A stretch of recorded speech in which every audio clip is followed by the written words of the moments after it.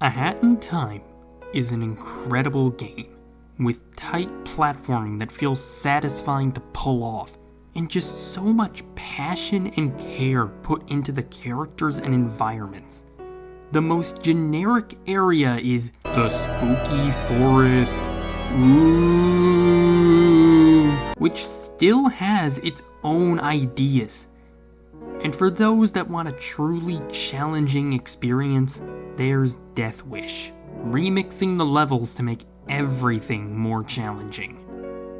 It's a truly incredible game. The badge system kinda sucks though.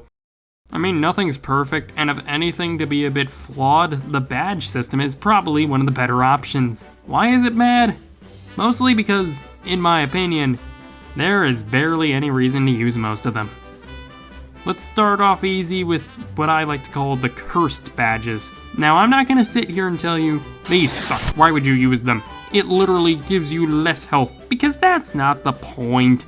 It's supposed to be used to challenge yourself, not give an actual benefit. That's how all the cursed badges work.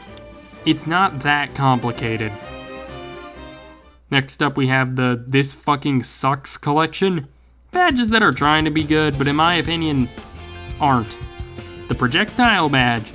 Starting off with something I don't think I've seen anyone use. Charging up a shot is just too much of a commitment for something that doesn't do that much damage. The Scooter. I mean, it's neat.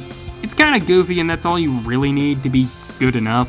But practically, in my opinion, it just takes a hat that's already the easiest to work into so many situations and just adds a bit more commitment and jank to it.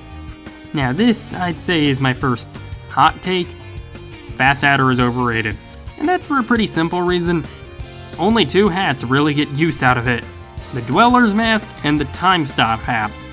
One of which is so late game it's only important for one timepiece, so it really only gets used for Death Wish, where it has its moments, at which point I see the value. But the only hat that's relevant for large portions of the base game that has significant downtime is the Dweller's Mask. But the Dweller's Mask isn't even a combat hat. It's only used in specific platforming sections, which are designed around its recharge speed. The rest of the hats only have significant downtime when used for combat, which they really aren't that great for anyways. So yes, this badge sucks. Thanks for coming to my TED Talk. Why do they call it oven? Of course, there's also the It's Alright category, the Parasol badge. I mean, I use this, but I don't think it's incredible. I mostly just keep it in my main two badges because no fall damage can be applicable in most platforming sections.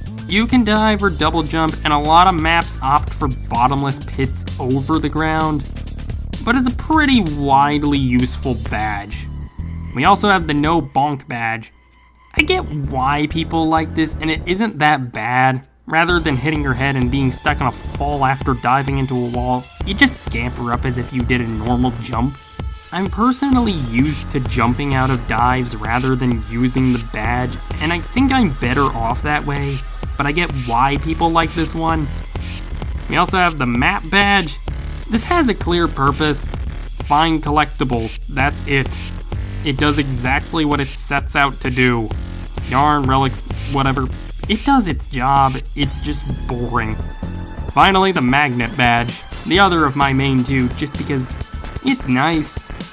I like having the pawns come to me. It honestly kind of feels like this is just how it should be. But there's these others. They also don't feel like they should be badges. But it's even worse. Notice how I said main two?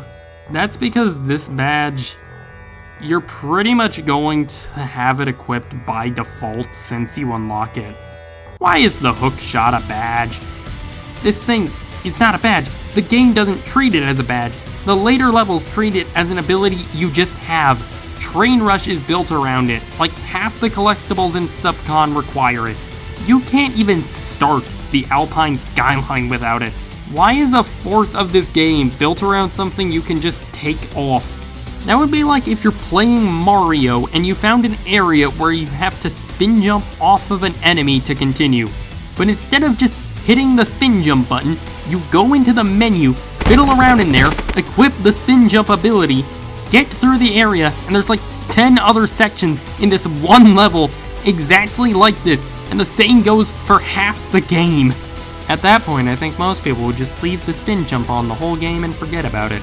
The camera badge is the other, and it feels even less like a badge. This isn't really an ability. This doesn't benefit you in-game. It's pretty much its own thing. It's not as big of a deal because it's not an actual ability you need to beat the game, but it feels even less like a badge.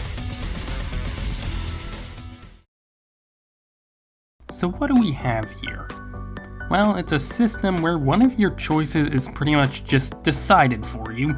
Half the badges are pointless, and the others are just mediocre. I mentioned it, but I don't have any strong feelings about the badges I use. Neither of them are really game-changing.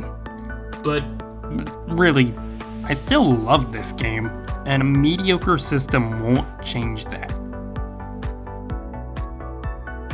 Just Gears for breakfast, whatever you're doing, don't make the crucial ability optional like this. You're doing fine with everything else.